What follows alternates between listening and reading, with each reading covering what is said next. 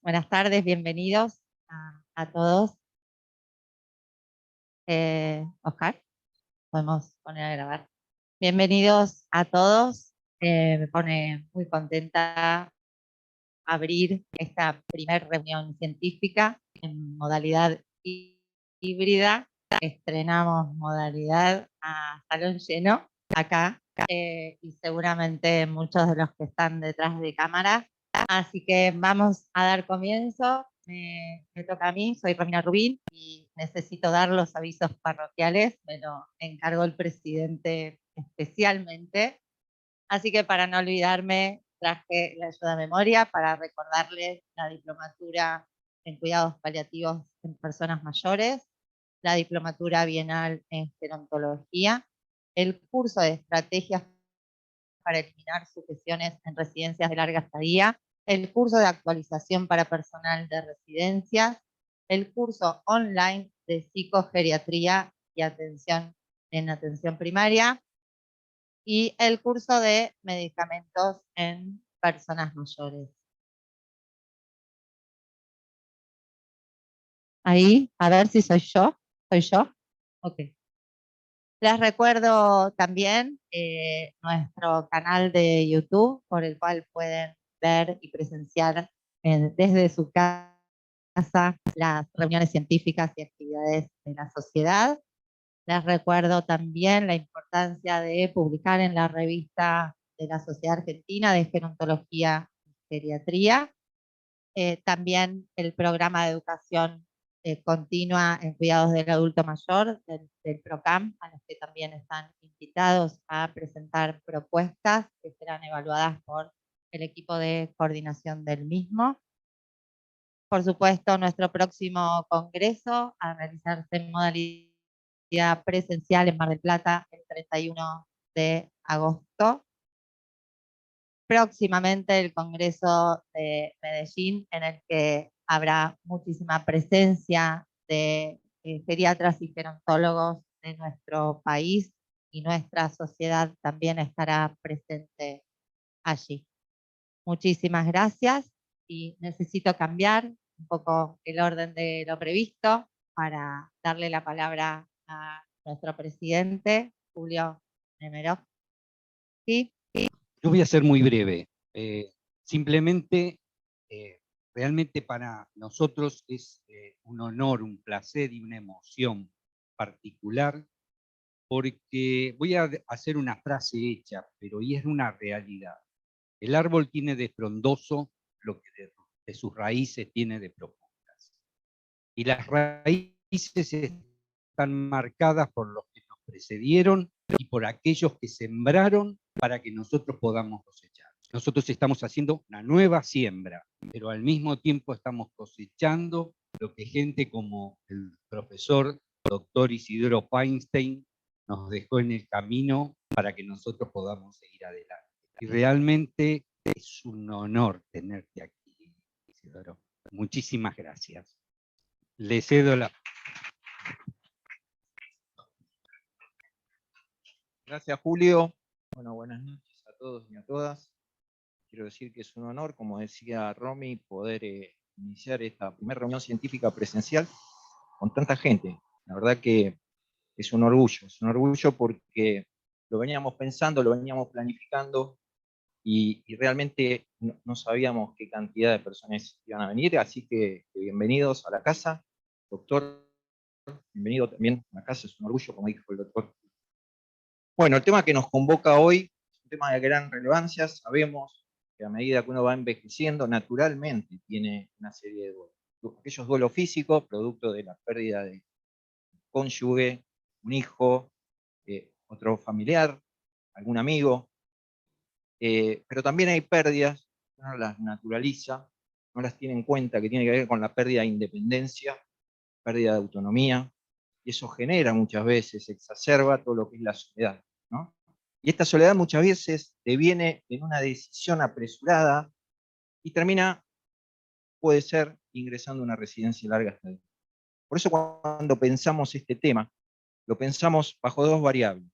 Primero, el duelo desde una mirada, desde la pérdida física, y en segundo lugar, qué es lo que sucede en esa instancia transicional que se da cuando una persona mayor tiene que pasar de la vivienda a una residencia de larga estadía. Para mí es un honor presentar a las invitadas de hoy porque hemos trabajado 45 días con Zoom mediante y a horas tempranas, y a modo de sorna decía, bueno, terminamos esta reunión y podemos hacer la película y si vivimos todos juntos, ¿no? Así que bueno, gracias por estar. Bienvenida a la casa. En primer lugar, nos va a hablar la licenciada Noelia Grumblatt. Ella nos va a hablar del camino del duelo ante la pérdida de un ser querido. Noelia es licenciada en psicología por la Universidad de Belgrano, de la Ciudad Autónoma de Buenos Aires. Es doctoranda en psicología por la Universidad de la Aconcagua. Tiene un posgrado en psico-oncología y enfermedades crónicas por la Universidad Católica de Cuyo. A su vez, es directora de la Diplomatura de Duelo en la Universidad Aconcagua y es fundadora y directora del Centro BLAD. Noelia, gracias por estar. Te cedo la palabra.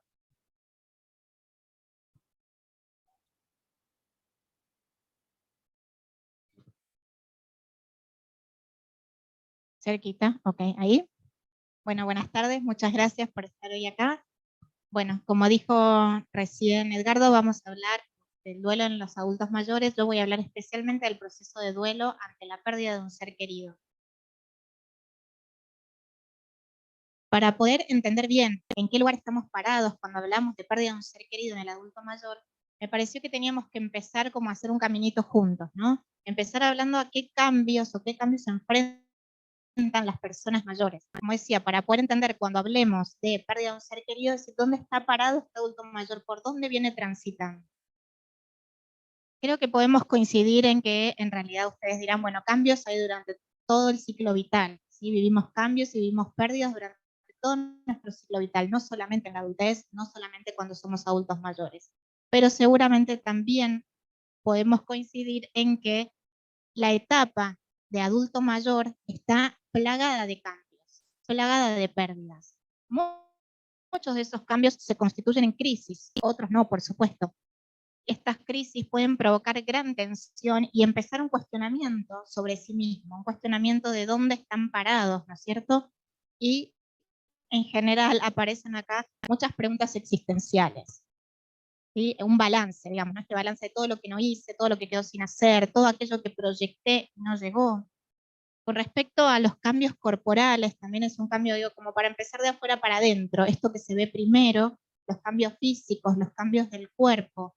Ante esto nos solemos encontrar con personas que pueden rechazar este cambio, este cuerpo envejecido, y otras que logran elaborar el proceso de aceptación, de pérdida del cuerpo anterior para poder aceptar el cuerpo nuevo. Como les decía, está plagado de cambios. Podríamos decir que el cambio abarca en realidad la totalidad de la existencia en las personas mayores. Encontramos cambios en el ritmo de las actividades, el ritmo del sueño. Pensaba cuando lo estaba escribiendo en algunas familias que veo, el ritmo de las actividades, por ejemplo, o el ritmo del sueño se ve, seguramente todos ustedes lo deben ver de cerca, ¿no? El otro día una familia, así varios hijos me decían, llego a la casa de mis padres a la hora del desayuno y están durmiendo, llego a la hora del almuerzo y están desayunando, trato de llevar a la nena después de la escuela a la tarde y están almorzando, ¿no? Están todos los horarios cambiados porque el ritmo del sueño cambia, sobre todo a partir de la jubilación. La fuente y la cantidad de ingresos, por supuesto, también cambia. Las relaciones sociales diarias. ¿Por qué pongo relaciones sociales diarias? Porque a partir de la jubilación hay toda una cuestión con las relaciones laborales, ¿no? Las relaciones sociales que hacemos en el trabajo, esas a veces donde me senté a almorzar y vino alguien y me quedé charlando, esas cuando entro al trabajo y me cruzo con alguien y conversamos un ratito, esas relaciones diarias ante la jubilación se pierden. ¿Sí? Por supuesto puede haber otras, pero esas se pierden. Los roles cambian y muchas veces el estatus social también. ¿Se escucha bien ahí? Bien. En las situaciones vitales, esto también, este listadito es como propósito, como para que podamos entender justamente lo que les decía, ¿no? ¿Dónde estamos parados ante todos estos cambios o situaciones vitales que una persona mayor atraviesa? Desde los cambios en la pareja, los cambios en la sexualidad, la jubilación que nombraba recién, los cambios económicos, las pérdidas a nivel de capacidades, ¿sí? Todas las capacidades, ya hablemos de lo cognitivo, de lo sensorial, del psicológico, motor, todo esto puede llegar a cambiar, ¿no? Las enfermedades, la discapacidad, el temor a ser institucionalizado o a ser hospitalizado. Todos estos pueden ser detonantes para que la persona mayor empiece esto que les decía recién, como esta especie de balance, ¿no? A cuestionarse sobre el sí mismo, sobre quién soy yo ahora. Y esto lo que puede provocar es, como les decía antes, que algunos se constituyen en crisis, ¿no? Esto de empezar a ver como una cierta fragilidad, sobre todo en la sensación de control. Yo digo siempre que los adultos, mal, pero tenemos una sensación de control. Digo mal porque es solo una sensación, en realidad no tenemos control de nada, pero muchas veces en esta etapa se empieza a percibir esto de pierdo el control, esto que se va afianzando durante la adultez, desde el momento en el que yo empiezo a decidir por mí, decido qué quiero hacer, a dónde quiero ir, de qué manera, a qué hora llego, pero muchas veces las personas mayores van perdiendo esto, por eso les decía que esto puede ser como el detonante del inicio de empezar a cuestionarse, y esto repercute mucho en la autoestima. Con todo lo que les acabo de nombrar que el adulto mayor atraviesa, tenemos que pensar en la adaptación a todas estas situaciones nuevas. ¿De qué va a depender? Va a depender, entre ellas, de la flexibilidad para poder afrontar justamente situaciones nuevas, del nivel de iniciativa, ¿no? Orgánico, de poder crear cosas nuevas, inventarse actividades para poder estar justamente en acción. La autoestima, como les decía recién, que muchas veces acude ahí y se fragiliza también. Los recursos económicos que nombrábamos recién, que por supuesto cambian, las relaciones sociales, que también lo nombraba recién, la capacidad, la claridad, perdón, en el proyecto de vida, ¿sí?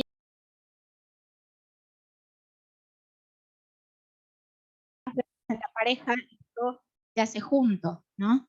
Ya que voy al médico, le pedí turno a mi marido, o ya que él va, le pidió, entonces bueno, vamos los dos, nos hacemos el control, vamos a la farmacia, y cuando uno está solo, muchas veces deja de hacerlo, por eso es que hay menos controles de salud. Y esto hace que empeore, por supuesto, y por eso hay más posibilidad de morir en ese tiempo, en ese periodo. La viudez es el duelo que más ajuste requiere. Esto a cualquier edad, en el adulto mayor aún más. Hay presencia de síntomas en el cuerpo, como les decía recién, aumento de riesgos de enfermar, mayor posibilidad de depresión, bueno, más o menos ya lo fui nombrando. Otra vez no pasa, ahí está. Implica adaptarse a nuevos roles. Entiendo que también ustedes deben decir, bueno, cualquier duelo va a implicar adaptarnos a nuevos roles, ¿no? Si fallece alguien en la familia, otros tienen que tomar esos roles y poder cumplirlos. ¿Qué pasa con el adulto mayor? Lo que les decía hace un ratito, quizás hace 40 años que vivían juntos o 50 años, y esos roles, a veces divididos en forma tácita y a veces explícita, quizás ya ni sé cómo hacerlo, ¿no? Además de que si lo quiero hacer me recuerda, por supuesto, todo el tiempo a mi pareja que lo hacía hasta acá, sino que muchas veces nos encontramos con señores o señoras mayores que realmente no saben hacer lo que hacía el otro. No sé, los que se dedican acá a la clínica, cuántas señoras vemos que de repente tienen que pagar en el banco y no saben cómo hacerlo, o cuántos señores, voy a ir a lo prototípico, ¿no? O cuántos señores que no saben cocinarse o doblar la ropa en el placar. Por eso digo, voy al prototipo, no se enojen, pero eso lo vemos un montón y tiene que ver con estos roles asignados, como decía recién, a veces en forma tácita o explícita, y hace que de repente tengo que ocupar un rol y no tengo la capacidad para hacerlo. Acá les ponía algo sobre la santificación y el florecimiento, algunos lo deben haber escuchado, que suele pasar en la viudez y pasa más en las mujeres con respecto al hombre, ¿no? La santificación tiene que ver con mi marido era un santo, entonces yo soy una mujer respetable porque yo me casé con un santo. Y también puede pasar la otra parte, que es el florecimiento, y también lo deben haber visto muchísimo, pasa en hombres y en mujeres, lo vemos quizás más en mujeres también prototípicamente, pero pasa en los hombres, esto de descubrir un mundo nuevo a partir de que el otro no está.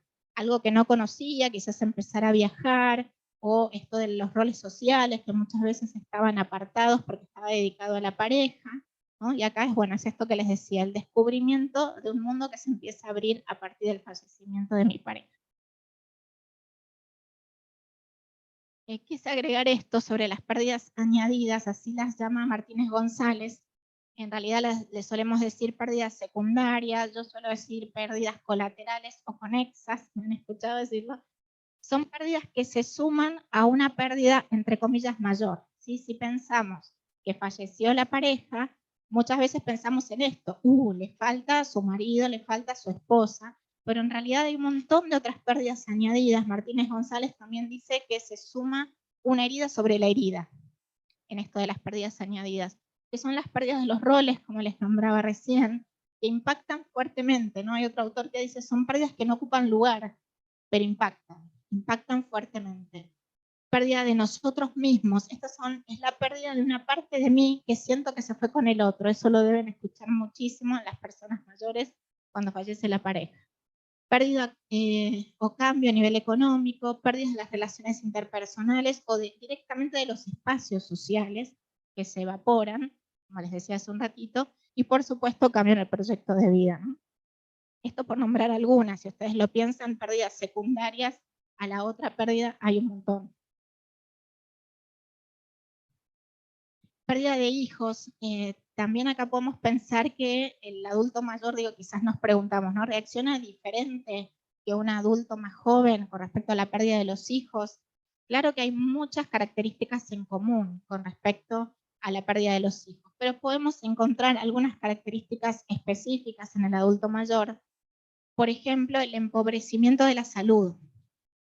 Suele declinar, en el adulto joven también declina la salud y hay muchos síntomas físicos, pero en general luego esa parte repunta y en el adulto mayor cuesta mucho más o muchas veces no repunta la salud física. Estoy tratando. Ahí va. Otra característica específica en la pérdida de hijos en las personas mayores tiene que ver con la satisfacción marital. Como ustedes deben saber, en los adultos jóvenes hay un porcentaje muy alto de divorcio, de separación ante la pérdida de hijos. No pasa tanto en el adulto mayor. En general suele haber más apego, más simbiosis muchas veces de la pareja ante el fallecimiento de los hijos. Por eso decía que encuentran o se incrementa la satisfacción marital, que no sucede en el adulto joven. Y por último, y voy terminando, el duelo por la propia muerte en el adulto mayor. Nos encontramos, bueno, durante la vejez, por supuesto, la muerte se hace más presente. Quizás no debería ser así, pero así es, porque los adultos más jóvenes, me voy a incluir en el más jóvenes, la corremos, pero en el adulto mayor se hace más presente y empieza a preocupar la propia muerte. Se la ve más cercana. Ahora, quería desglosar un poquito el miedo a la muerte, porque siempre nos quedamos, ¿no?, las personas que le tienen miedo y los que no le tienen miedo a la muerte. Y en realidad, en general, le tenemos miedo a todo esto. A veces es miedo al sufrimiento, miedo a la enfermedad, a la vejez en sí misma, a morir solo, a lo desconocido, a dejar lo que conozco, ¿no? Miedo a depender, que también se presenta mucho, miedo a la dependencia. Con respecto a la propia muerte, podemos ver que las personas mayores la aceptan más que las personas jóvenes, las mujeres más que los hombres y las personas practicantes más que los no creyentes. Por último, ahora sí cerrando, con respecto a la muerte, podemos encontrar muchas veces las personas se acercan a la muerte con una visión de la muerte como castigo. En estos casos está asociada a dolor, a sufrimiento, o porque sucede demasiado pronto, o porque quedaron proyectos sin realizar, porque quedaron cuestiones pendientes, o por el dolor que le puede provocar a los demás, y es este miedo de dejar a los otros y que sufran. Por otro lado, hay otras personas que aceptan la muerte de una forma diferente, como una liberación de una situación negativa a veces, ¿no? Quizás hablamos de la situación de los últimos años, por ejemplo, si hubo enfermedad, o un periodo de viudez donde el duelo está complicado, puede sentirlo como una liberación, la muerte como dadora de una existencia espiritual diferente al mundo terrenal también, y el cierre, y ahí les ponía entre paréntesis, necesario de una etapa. ¿no? Donde muchas veces lo deben haber escuchado mucho cuando las personas nos dicen, yo ya viví todo, ya pasé por todo, ya crié a mis hijos, ya estuve con mis nietos, ya está. Es el cierre necesario de una etapa. Y por último, muchas veces se toma como un descanso también necesario, ¿no? Ya necesito descansar. Creo que ahí estamos. Muchas gracias.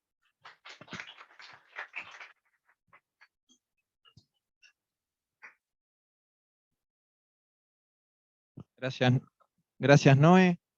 Bueno, gracias por enseñarnos de alguna manera todas aquellas situaciones que de alguna forma uno termina, como dije al inicio, naturalizando, no las tiene en cuenta, y de qué manera uno muchas veces se tiene que reconstruir, reformular ante un proceso de estas características, ¿sí? Dicho eso, voy a presentar a una amiga, la licenciada Victoria Chemeleski. Ella nos va a hablar qué es lo que pasa cuando uno ingresa a una residencia de larga estadía, cuál es el proceso de elaboración, aceptación o resignación. Victoria es licenciada en Psicología por la Universidad de Buenos Aires, es especialista en Gerontología Comunitaria e Institucional por la Universidad Nacional de Mar del Plata, es docente universitaria, integra el equipo psicosocial del Hogar Ledor Bador, es coordinadora del curso de asistente gerontológica de la misma institución. Y antes de darte la palabra, Vicky, me gustaría que los que están acá presentes puedan comenzar a hacer preguntas. Después al final vamos a tener un espacio para eso. Y los que están por el canal de YouTube también pueden enviar, ¿sí? Vicky. Bueno, buenas noches, gracias por la invitación. Bueno, y nos toca un tema que es que a todo lo que venía diciendo Noelia y todo lo que le pasa o que le puede pasar a la persona mayor, se suma el proceso, o sea, el ingreso a una institución geriátrica. Muy probablemente una persona cuando tenga que entrar a una residencia geriátrica esté pasando por alguna de las pérdidas o una o más de las pérdidas que antes nombraba Noelia. Entonces, digo, es muy difícil el duelo cuando hay algo concreto que se perdió, ¿sí? Cuando nosotros vamos a la definición tradicional de duelo, digamos, más allá que es la elaboración ante una pérdida, esta pérdida siempre queda enganchada a algo que ya no está más y que suele ser, en general, una persona. Cuando Noelia hablaba de la pérdida de una capacidad, de la pérdida de un rol, de la pérdida de una posición social, no se lo concibe tanto como duelo como cuando alguien fallece. Entonces, esto aborda una complejidad aún mayor. Entonces, sin entrar en lo que tiene que ver con el concepto tradicional de duelo y las etapas, ¿sí? Lo que nosotros vamos a ver acá es justamente esto, es la respuesta ante una pérdida, ¿sí? Esto que implica un trabajo. Y en primera instancia, para lograr un trabajo, hay que poder aceptar que hay algo que se perdió. Y esto ocurre mucho y cuando alguien habla con las personas mayores que ingresan a una institución, esto es, no hay un duelo. Cuando yo ingreso a la institución geriátrica, no hay un duelo, ¿sí? Está visto como, bueno, es algo que tengo que hacer, no es el ideal, porque también acá metemos con esta otra variable que no es una variable menor, que es entro a un lugar donde no es el ideal, donde alguien querría terminar sus últimos días. Entonces, toda la incertidumbre que implica entrar en una institución también se suma a lo que puede implicar todo el cambio que hago por salir de mi casa, de mi hogar, de mi espacio, a una institución geriátrica. ¿Y a esto qué se suma? Vamos a ir complejizándolo, ¿no? A esto se suma la persona mayor con los múltiples cambios que va teniendo. No es que únicamente ingresa a una institución geriátrica, sino que viene, como decía antes, sumando a todos los cambios anteriores. Y también la incertidumbre que genera, ¿no? Uno ve en las preadmisiones cómo es el miedo, ¿no? ¿Qué me va a pasar cuando ingrese? Es todo muy lindo en la institución, pero ¿cómo va a ser mi adaptación? ¿Cómo voy a llegar hasta ese momento? Y después tenemos el tema de la familia. ¿Cómo acompaña la familia en este proceso, en esta elaboración? Difícil también, ¿no? Por ahora estoy diciendo todo lo que es más complicado, porque la familia también está incluida en este duelo, ¿sí? ¿Por qué? Porque también hay algo que está duelando esa familia que por ahí, repito, que no sabe que lo está duelando o que no lo percibe o no le da ese valor como tal, entonces es mucho más difícil poder trabajarlo. Entonces, la familia, sin ánimo de juzgarla, puede jugar un papel más colaborador o no colaborador, pero está incluida en esa dinámica de cambio. Y por último, en esto están los profesionales, ¿sí? ¿Cuánto sabemos los profesionales que trabajamos en una institución geriátrica? Me corrijo, ¿cuánto podemos aplicar? Porque probablemente desde la teoría lo sabemos muchísimo, pero en el momento en el que aparece la poca adherencia de una persona a la institución, o la poca adherencia de la familia, o las quejas, las demandas que no se correlacionan con nada. Y uno dice, y uno se pone a pensar en ese momento, bueno, ¿está en un proceso de duelo? A veces sí, y a veces uno puede decir, bueno, pero la institución hasta acá puede llegar y hay otros residentes, ¿sí? Hay gente que uno puede decir, pero qué agresiva es con el personal. Bueno, está irritable porque evidentemente le está costando la adaptación, pero también hay un personal que hay que poder respetar y hay que poder continuar y preservar lo que tiene que ver con las relaciones.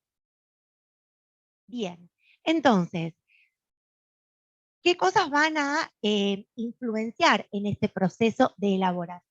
La presencia o no de deterioro. Y en esto lo que lo vamos a ver es en cómo se va a manifestar, ¿no? Estas resistencias. A veces las personas mayores que ingresan a una institución pueden decir perfectamente, esto a mí no me gusta, esto no lo quiero para mí, no me gusta esta mesa, siento que no me hablan en la mesa en la que estoy, no me gusta mi compañera de habitación. Y otras veces las manifestaciones tienen que ver con acciones o con cuestiones conductuales, ¿sí? Desde los insultos o a veces tiene que ver con agresiones, ¿sí? Entonces también está la posibilidad del equipo profesional de poder ir decodificando esto.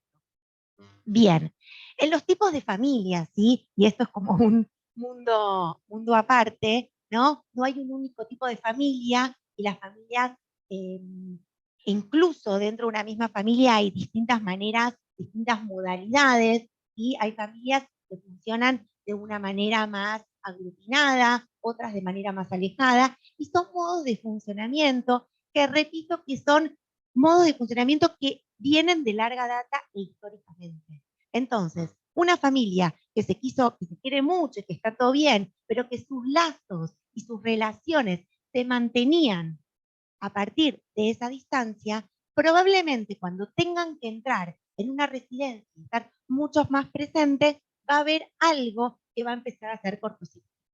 Y este cortocircuito, o a veces al revés, ¿sí? Esta forma aglutinada de funcionar y de estar todos juntos, también lo que hace es que repercuta en la manera de intervención de una institución. ¿Cómo? Ante las desconfianzas, ¿sí?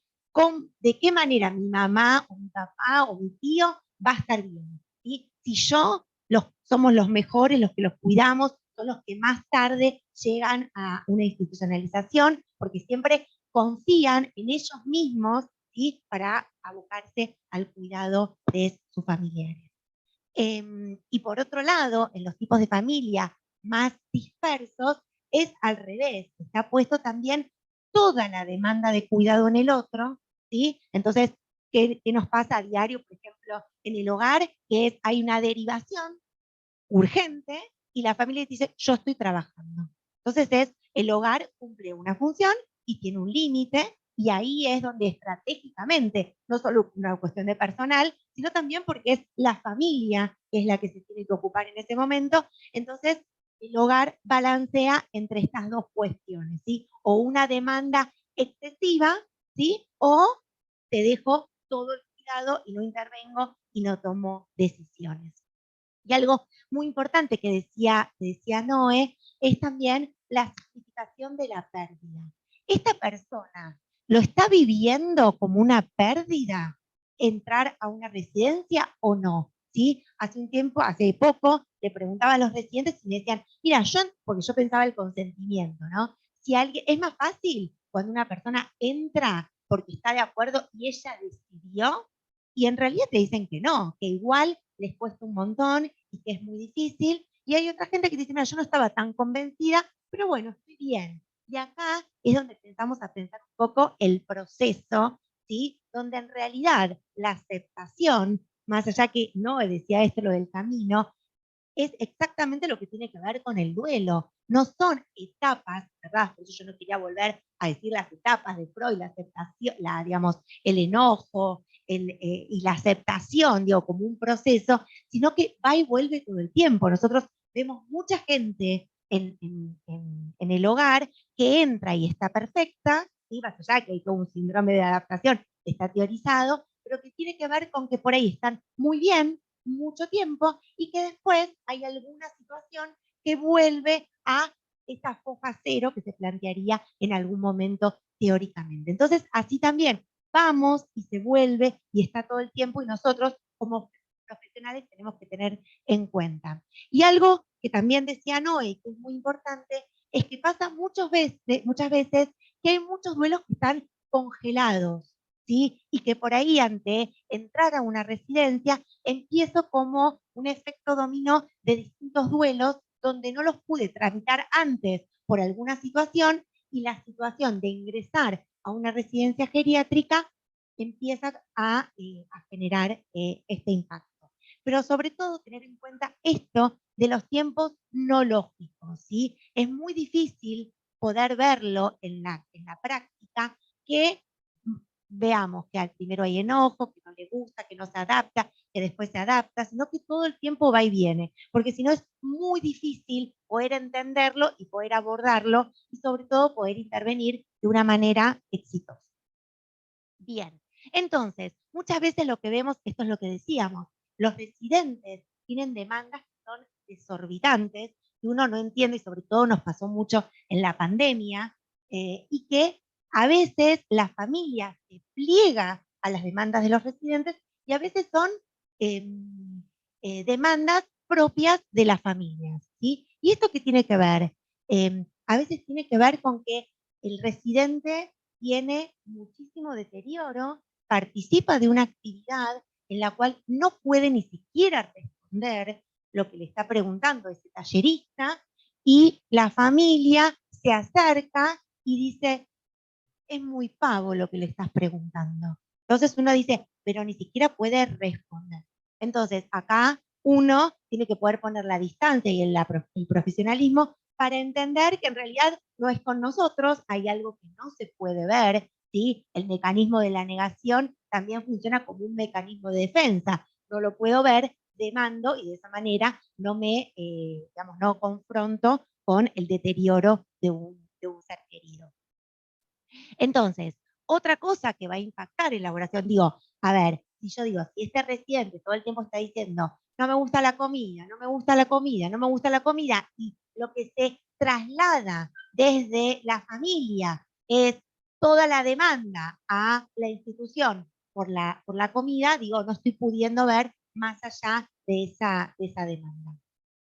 Bien, por otro lado, ¿qué iba a impactar en una buena adaptación, o por lo menos de un comienzo de un proceso? Son los profesionales de la institución. Entender que más allá de los límites que yo decía antes, ¿no? Hasta dónde yo puedo entender que esa persona está poniendo una resistencia, está en un proceso de duelo porque no está en la casa y todo lo que eso implica, y hasta qué punto yo puedo decir, bueno, entenderlo de otra manera y poder elaborarlo y sacarlo de ahí, de esa situación. Bien, la continuidad casa-residencia. Uno ve muchas veces que las residencias, ¿no?, priman con algunas cuestiones que se está viendo ahora, que lo más importante es que haya una continuidad y que puedan sentir familiaridad. Desde los colores, desde el mobiliario, algo que les haga acordar, ¿sí? Esto obviamente que es complicado en las instituciones que son más grandes y que hay varias personas en una misma habitación, pero siempre intentar que desde los livings, desde que los lugares sean lo más adaptado a lo que tiene que ver con con la casa de uno. Y algo que para mí es fundamental y que baja muchísimo lo que tiene que ver con la demonización de las instituciones geriátricas, es lo que tiene que ver con el contexto social, ¿sí? Que esa persona que está en la casa y que por ahí tenía muchísima vida social y que de repente se encuentra que esa red de apoyo en la que esa persona se siente sostenido, se sentía sostenido y que le hacía ser el generoso, el que ayudaba a los demás, no tiene confianza, porque no hay una red. En cambio, al estar en una institución, muchas veces esto permite que esa persona, lo que decía Noé, que vuelva a sentirse como el sí mismo, ¿sí? Algo de la identidad en donde pueda sentir que sigue siendo ella y no es una persona pasiva que no hace nada. ¿Sí? Lo mismo que lo que tiene que ver con las actividades, porque no plantear actividades que realmente le parezcan significativas, que le gusten, pensar si no hay actividades que le gusten, qué le gustaría, qué actividad, qué puede aportar, si hay algo de una, como si fuese alguna comisión para generar cambios, ¿sí? Entonces esto le da como un protagonismo que obviamente que no lo hace sentir que es meramente un sujeto pasivo donde no puede generar ningún cambio y está la sensación de control, ¿no? Algo lo que yo puedo hacer y de lo que puedo decidir y que no es que voy entregado, ¿no?, a morir a una residencia. Esto pasa mucho, ¿no? Que surge en los talleres de reflexiones, bueno, yo acá no siento que vine a morir, ¿no? Entonces sienten que hay muchas cosas por hacer. Bien, y un poco como conclusión, ¿no? Muchas veces cuando vienen alumnos de distintas escuelas y les preguntan, ¿y vos estás contento acá? Les preguntan, dicen, yo estoy contenta, pero mi casa es mi casa, ¿no? Entonces, creo que es esto lo que uno busca. Yo estoy contento. Esto de la aceptación, la resignación, son dos caras que van y vienen todo el tiempo. Entonces, uno, por ahí como profesional y en su idea de encontrar logros, busca, bueno, que esté adaptado. Pero bueno, es entender esto, que en realidad no se trata de resignarse ni de aceptar, sino que se trata de que puedan vivir y que puedan estar bien y que los propios estandartes se los ponen ellos mismos, ¿sí? Uno dice, bueno, ¿a cuántas actividades va? ¿Hace esto? Bueno, no, si uno ve que está bien, ¿sí? No es necesario, ¿no?, ver cuáles son los parámetros universales para todos los residentes. Lo mismo si hay residentes que no quieren participar y es parte de una decisión de ellos, es, bueno, ¿está adaptado o no está adaptado? ¿Qué es lo que marca que esté adaptado? Bien. Y esto es fundamental, que tiene que ver con visibilizar el duelo. Y pasa muchísimo en relación a la familia. Si uno recibe desde la clínica, ¿no?, muchas veces llamados que te dicen, bueno, está triste, no sé por qué, ¿qué le pasa que está triste? Bueno, se acaba de morir el cónyuge, ¿no? Entonces es esto que también vuelvo como a enfatizar y a expandir un poco algo que también ocurre en las sociedades, que es la tristeza y el duelo. ¿Está bien visto o no está bien visto, no? Hoy en día vivimos en una sociedad donde, todos pum para arriba, todos tenemos que estar bien. Entonces, bueno, no está vista como una emoción válida, ¿sí? Lo mismo, nosotros tuvimos una capacitación hace poco en el hogar que hablaba de qué se dice cuando una persona se muere, ¿no? No se le dice nada, se lo acompaña, ¿no? Porque es esto de cómo lo saco de la tristeza. La emoción que tiene que sentir en ese momento es la tristeza. Y por otro lado, decodificar las manifestaciones, ¿sí? Cuando viene alguien y viene y nos dice con toda su furia, la familia, pero ¿por qué? ¿No? Hay una anécdota que tenemos hace muchos años de una hija de una residente que decía, ¿por qué mi mamá hace bollos con la ropa? Y acá, o sea, una persona que tiene una demencia severa. Entonces le decíamos, ¿por qué no lo va a hacer acá? ¿No? Como que también es esto que va a influir cuál es la expectativa de la familia en relación a una institución geriátrica. Entonces, cuando uno puede visibilizar y devolver otra cosa y sacarlo de esto que parece una fábrica de quejas, ¿sí? Y poder empezar como a ponerle nombre a eso, entonces podemos empezar como a encontrar resultados que sobre todo lo que va a generar es que esa persona pueda empezar a transitar un camino y a pasarla. Bueno, esto es todo. Muchas gracias.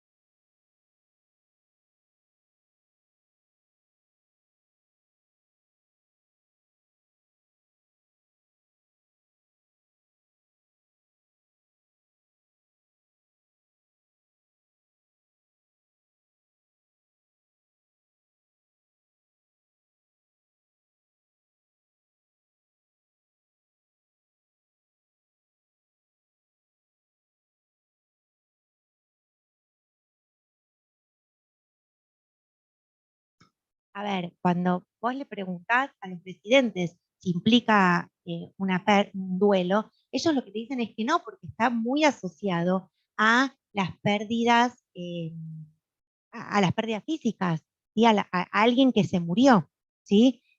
No a alguna pérdida de una función. Entonces, esto va a repercutir mucho en la significación de la de cómo poder elaborar.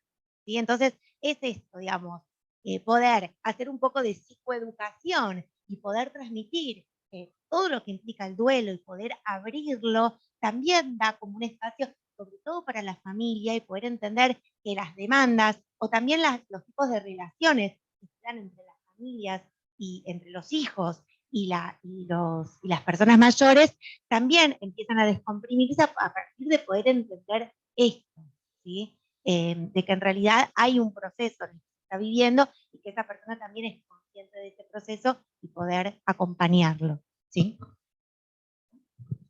Sí, en realidad coincido. Lo que iba a decir es que, claro, no es idéntico, pero en realidad el duelo tiene características similares en todo tipo de duelo, sea cual sea la pérdida. Por supuesto que no es igual en este caso, pero sí estas características similares que tienen todos los procesos de duelo, porque yo decía algo antes cuando hablábamos de la pérdida, ¿no? Lo primero que tenemos que entender es la omnipresencia de la pérdida. La pérdida está a cada paso, cada situación que cambia, todo lo que se mueve, todo lo que se va modificando en mi vida, implica un proceso de duelo. Ahora lo que decía Vicky es que muchas veces están invisibilizados, pero esto no quiere decir que no estén. Gracias a ambas.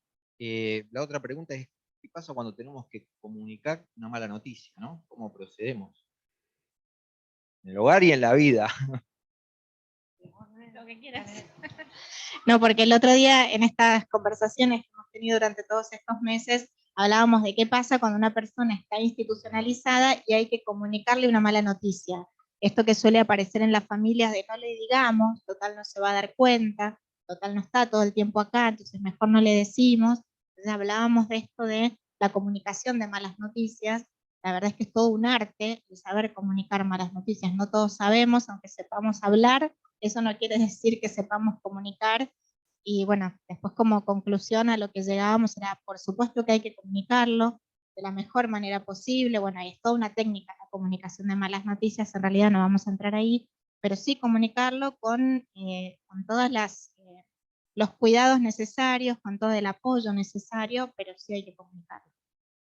Sí, y también creo que lo importante ahí es poder escuchar, ¿no? Hasta dónde pregunta la persona mayor, porque muchas veces vemos que gente sin deterioro nos pregunta por algún familiar, después no vuelve a preguntar, entonces digo, ¿por qué estar como, digo, es como cuando alguien tiene una enfermedad y pregunta hasta un punto y no quiere saber, digo, es cierto, tenemos que ir con la verdad, pero también vemos que la otra persona nos está marcando claramente hasta dónde quiere saber o no. Y esto, lo que hablábamos justo el otro día, es que también si la persona nos está preguntando, es cómo repercute en la elaboración, ¿no? Porque si yo sé que tengo un familiar, hablábamos de un caso de una señora que tenía un hijo enfermo y que lo pudo acompañar hasta sus últimos momentos, cómo eso, digamos, más allá de la tristeza que esta señora manejaba, cómo eso pudo impactar positivamente en la elaboración de su pérdida. Y sentir que ella pudo como amigarse con este hijo y poder acompañarlo en sus últimos momentos. Entonces, también creo que es una elaboración muy, muy casera, ¿sí? Como muy a medida, ¿sí? A medida, ir viendo y no ir con recetas mágicas que nos determinen qué es lo que tenemos que hacer, ¿no? Que justamente tiene que ver con conocer y saber hasta dónde esa persona puede y quiere saber. ¿Alguien quiere hacer alguna pregunta?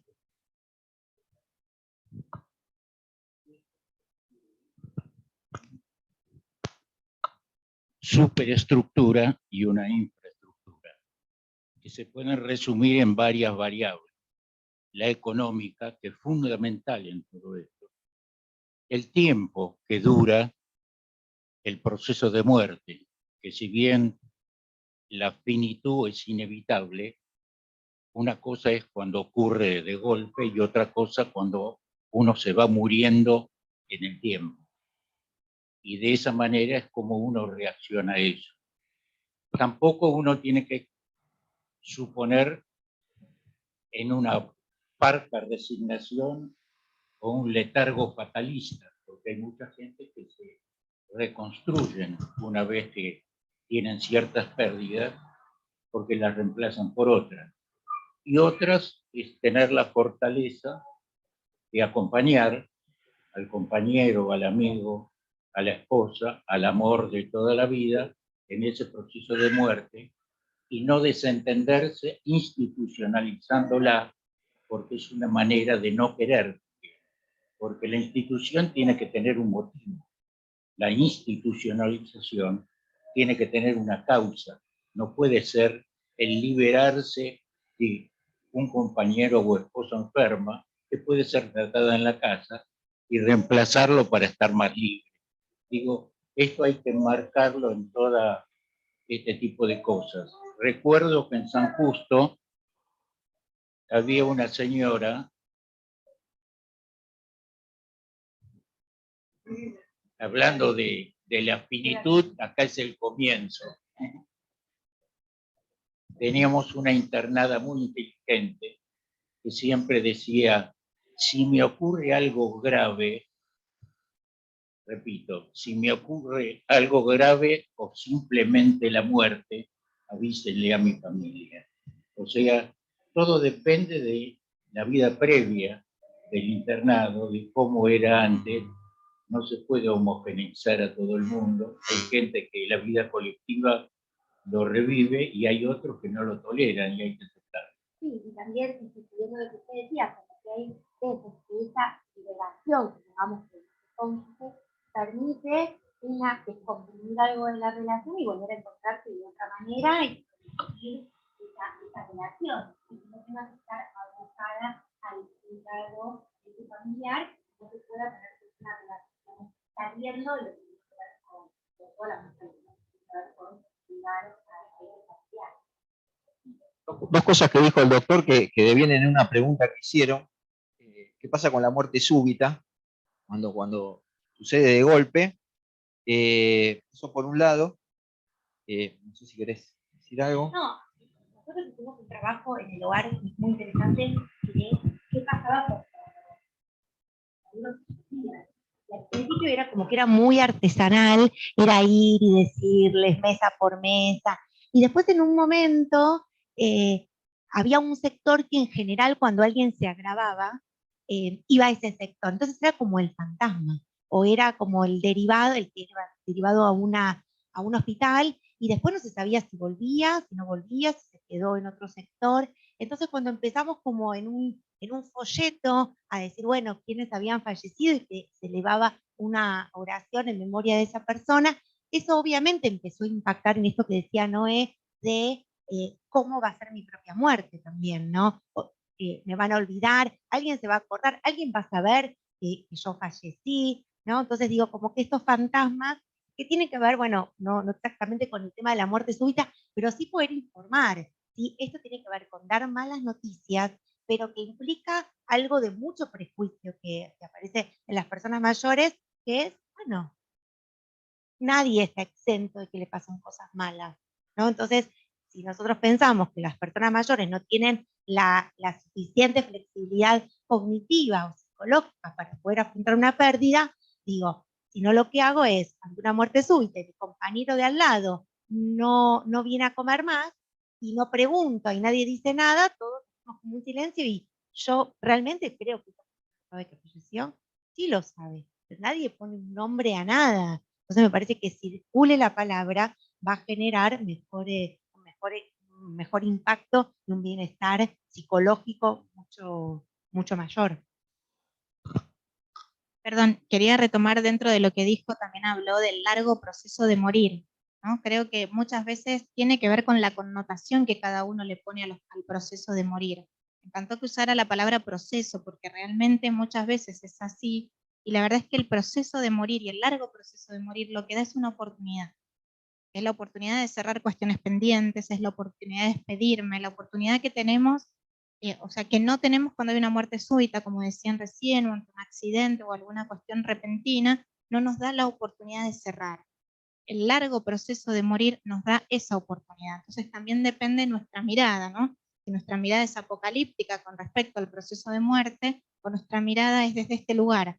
El largo proceso de morir me da una oportunidad de acompañar si es otro el que está muriendo, y si soy yo, me da la oportunidad justamente de cerrar, de despedirme de todos mis seres queridos. Hay un montón de preguntas, digo, el tema da como para profundizar, y siguiendo lo que dice el doctor, ¿aceptación o resignación es lo mismo? No, yo lo que planteo es, no es lo mismo, pero digamos, no son estadios cerrados finales, van y vienen todo el tiempo, ¿sí? Uno ve que hay gente que está como resignada y lo ve en manifestaciones y que no quiere saber nada, y que por ahí no necesariamente lo ve en la queja, sino que lo ve, bueno, que está, que no se encuentra en ningún lado, hay algo de su identidad que no se pudo volver a reconfigurar, que la residencia no le brinda y que tampoco la etapa vital le brinda, y sí, son cosas diferentes, pero también hay un punto en el que preguntarse. Decíamos la otra vez cuando conversábamos en esto que puede ser dos caras de un mismo camino, pero también podemos pensarlo como dos cosas diferentes con respecto a lo pasivo o lo activo, ¿no? La aceptación se ve más como un camino activo, un camino de decisiones, un camino de integración, por ejemplo, de la pérdida, y en cambio la resignación justamente parece lo contrario, ¿no? Como una cuestión pasiva, me siento y espero que esto pase, y realmente no es así porque el proceso de duelo tiene que ser activo, y es un camino en el que cada uno va tomando decisiones con respecto a su proceso. No puede ser una cinta transportadora que me lleve, y decido constantemente. Esto me hace acordar algo que decía una persona inteligente, que la ira es automática y es negativa, pero también la ira da mucha energía para superar lo que pasa, por lo tanto todo es variable. Nada es definitivo. Bueno, cuando se pensó esta charla, en realidad conversábamos y uno pensaba en el tema del duelo, siempre lo asociaba a lo físico, no pérdida física, sino al ingreso a una residencia.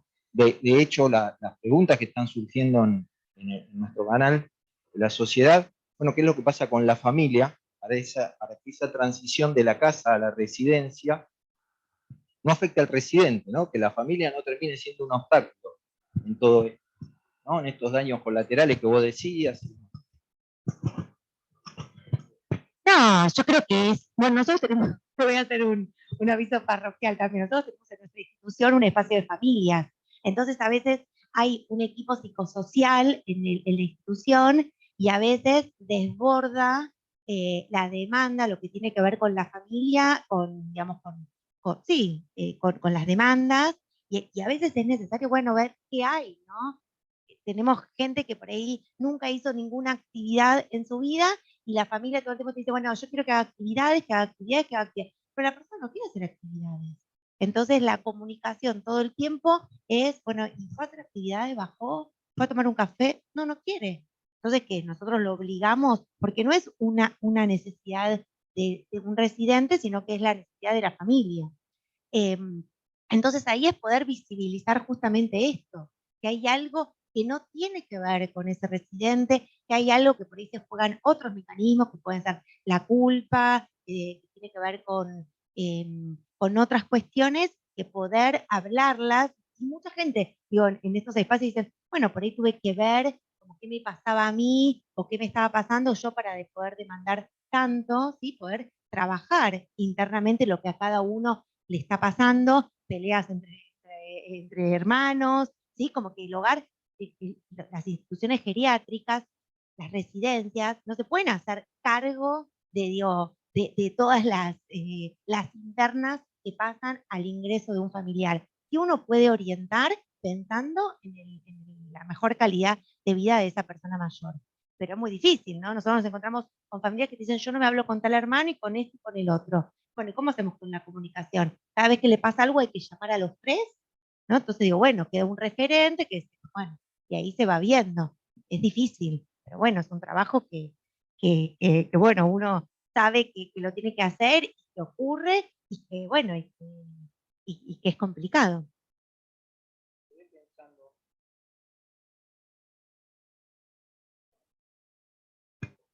Ahora me quedé pensando en lo que decías, porque más allá de trabajar con la familia es difícil, es lo que sucede cuando la tipología de familia es diferente, ¿no? No, es que vos ahí en realidad uno va y entiende.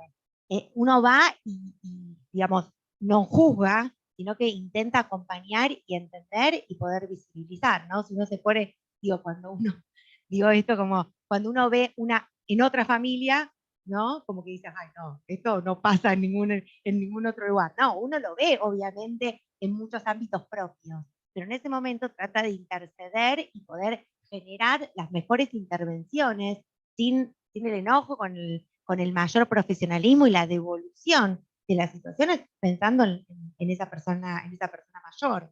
¿Sí? Obviamente que uno los comprende y que da cuenta de esta desconfianza, ¿no? Gente que le dice a los doctores, bueno, pero ¿no te parece que debería tomar un antibiótico? Bueno, hay un doctor que estudió y debería saber, ¿no? Entonces ahí uno me dice, vos no tenés por qué decirme, y dice, mira, yo ya la receté, y contesta. ¿Sí? O sea que a eso hay que agregarle una cuestión muy política, ¿no? Y de poder entender y de acompañar sin enojarse, ¿no?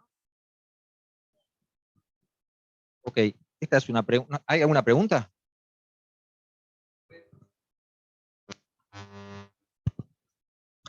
Hola. ¿Hay alguna diferencia en el duelo patológico de un adulto mayor que atraviesa un duelo con todos estos duelos añadidos con respecto a alguien más joven? A ver si entendí. Si hay alguna diferencia en el duelo patológico entre un adulto joven y un adulto mayor. Sí. Bien, mira, en principio solemos hablar más ahora de duelo complicado, más que de duelo patológico.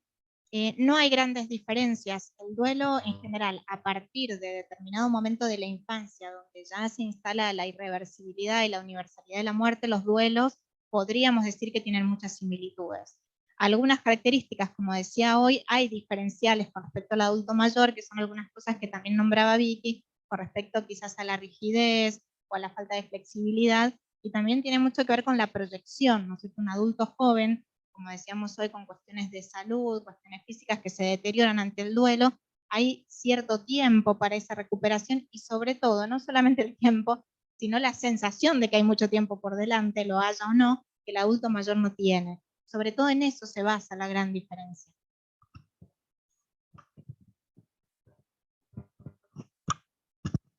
Bueno, buenas noches, felicitaciones a ambas. La verdad que dos disertaciones muy enriquecedoras y que nos deja pensando. No, y justamente esto me deja pensando, esto que hablan ustedes que a veces no lo pensaba mucho, que es cuando no tenés la oportunidad de trabajar el duelo, que eso se transforma en sintomatología, ¿no? En cambios que están pasando ahí. Y retomo esto que decías vos, Vicky, ¿qué pasa en las instituciones cuando no se habla de las muertes de los compañeros? Porque no sé si siempre se trabaja eso, y si eso, me pregunto yo, si eso no se traduce en un clima raro, ¿no? En cosas que pasan ahí, que nadie le pone un nombre, nadie las trabaja y pasan. Residentes excitados, cambios conductuales, enojo. No sé, me quedo pensando en esto de no tener la oportunidad de trabajar los duelos. ¿Qué pasa cuando, no sé, si tiene alguna reflexión de eso? No, yo creo que es esto, lo que no se dice y que muchas veces es esto de como una sobreprotección que a veces ocurre con las personas mayores y que en realidad no da lugar a poder poner en palabras un montón de cosas y que justamente enfatiza en estas variantes de el miedo a la muerte, que en general en la persona mayor no es el miedo a morir, sino es el miedo a cómo morir. Entonces tiene que ver con o no ser recordado o que no sepan, o me voy a morir solo en la habitación, o porque no tengo familia, y esto pasa mucho, los residentes no tengo familia, ¿quién me va a dar la mano en ese momento? ¿Con quién voy a estar? O que me cambien de habitación, ¿no? Entonces, bueno, estas son cosas que de a poco se empiezan como a tomar y decir, bueno, el cuidado tiene que ver, no pasar, ¿no? Que en algún momento por ahí se pensaba en pasar a un sector con mejores condiciones de enfermería, no morir en la habitación en la que siempre estuviste con tus compañeros y cuidarlo, ¿no? Entonces, creo que eso es, y acondicionarlo, y tener como intervenciones, y tener un equipo de cuidados paliativos, y que no sea lo mismo una persona que está falleciendo que una persona que no está falleciendo, que está en una enfermedad crónica, irreversible, pero que no está en final de vida. Entonces, ya poder abordarlo de distinta manera, me parece que eso, y se visibiliza, más allá que no esté todo el tiempo en escena, creo que hay una cultura de trabajar la muerte. Perdón, quería sumar a esto que decías, la sobreprotección que nombraba Vicky también se parece mucho a la sobreprotección con respecto a los niños. Y en general está basada en la no confianza en que tienen la posibilidad de elaborar. Aunque en los niños parece como no se puede hablar de muerte, podemos hablar de amor, pero no de muerte con ellos, porque es como si no pudieran, no va a poder, su cabecito no va a entender. Y con las personas mayores pasa muy similar. Es como esta falta de confianza en que va a tener las herramientas para poder elaborar. Y claro que el silencio produce síntomas, por eso hoy decíamos esta habilidad o esta capacidad de comunicar malas noticias, porque es mejor que la sintomatología aparezca a partir del decir que a partir del no decir y toda la fantasía que eso implica. Gracias. Quizás está más relacionado a no la falta de confianza, sino un prejuicio, ¿no? Hacia la persona mayor. Y ya que estamos hablando de malas noticias, una de las preguntas está relacionada con si hay alguna técnica específica precisamente para las malas noticias, ¿no? O muchas veces se solapa o se disfraza.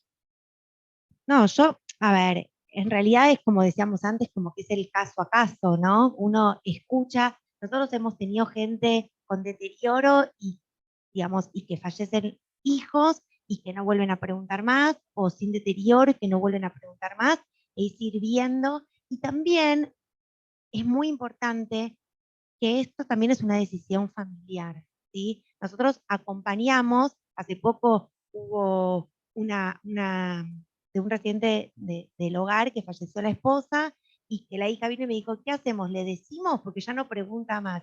Dije, bueno, esto es algo que ustedes tienen que poder decidir, si ustedes se van a quedar más tranquilos porque ya lo dijeron, pero tiene que ser una decisión de la familia, ¿no? No como que es algo, una receta que brinda el hogar, que brinda la institución o los profesionales, sino que tiene que ser un trabajo conjunto con la familia de qué es realmente lo que le va a hacer mejor.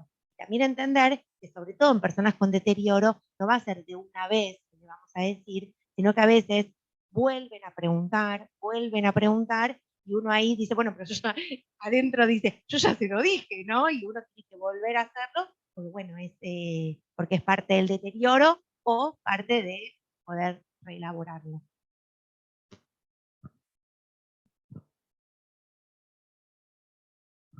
Yo les voy a plantear una situación que me tocó vivir particularmente. En el caso de que el matrimonio de adulto mayor esté internado en el mismo lugar.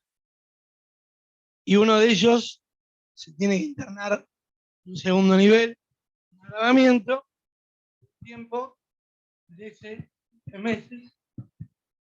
En ese lapso, mi papá, que estaba internado con mi mamá, no preguntó solamente más que una vez qué era de mi mamá, que fue para la época de la fiesta.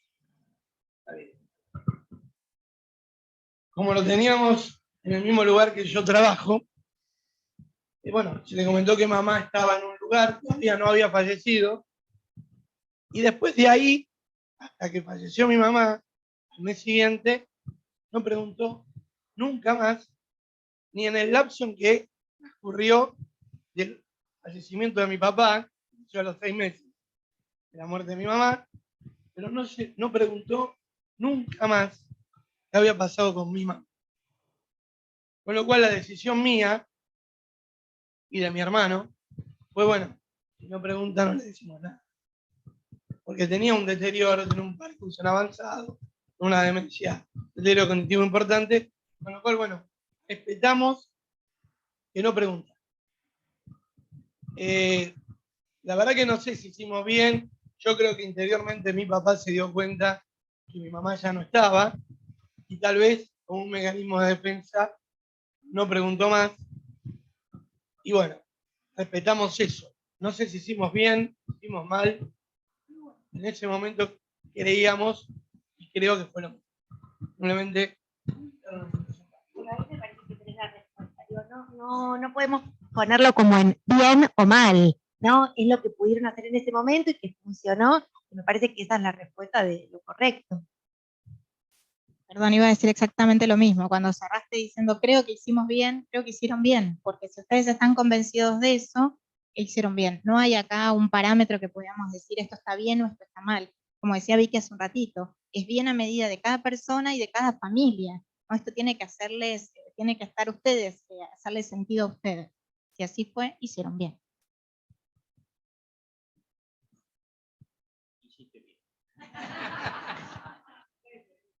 El personaje más importante del día de hoy, sobre el que no hablamos, es el muerto. Y hay varias maneras de morir. No sé si les tocó alguna vez en alguna institución paciente que se suicida y cómo repercute en el resto. Lo que quisiera yo aportar es la experiencia que tuve yo en tantos años dirigiendo una institución, que solamente se suicidó un sordo.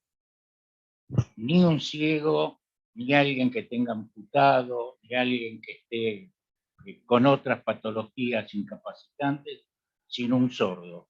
La deprivación sensorial auditiva, como estoy teniendo yo en este momento, es fatal. Y el paciente tenía escondido una escopeta en una institución muy grande de varias hectáreas como era San Justo, como es. O sea, es importante tener en cuenta cómo se puede uno abordar para el resto de la institución, que tampoco se comentó mucho, salvo yo que hice una poesía con el ajedrez que jaque mate le dio a un compañero que había jugado al ajedrez con el que se mató. Y el segundo que intentó suicidarse tratando de ahorcarse en un jardín muy grande, lo salvamos entre el ingeniero Romeo y yo. No sé cómo lo descolgamos porque nunca corrí tan rápido para una situación así. Yo creo que también hay que tener experiencia, porque puede ocurrir en pacientes que vengan con una depresión profunda o con una falta de algún sentido especial, especialmente los sordos. Después porque trae un desajuste medio de desintegración de todos los contactos con el resto de la gente.